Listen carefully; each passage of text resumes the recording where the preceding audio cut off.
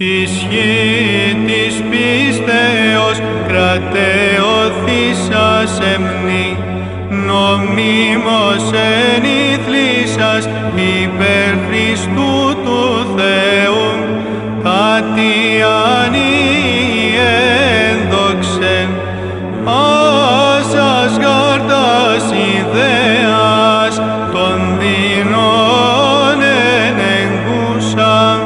ισχύνας των βελίαρ, τι ατρέπτος σου στάση, εξού της κακοτροπίας πάντας απ'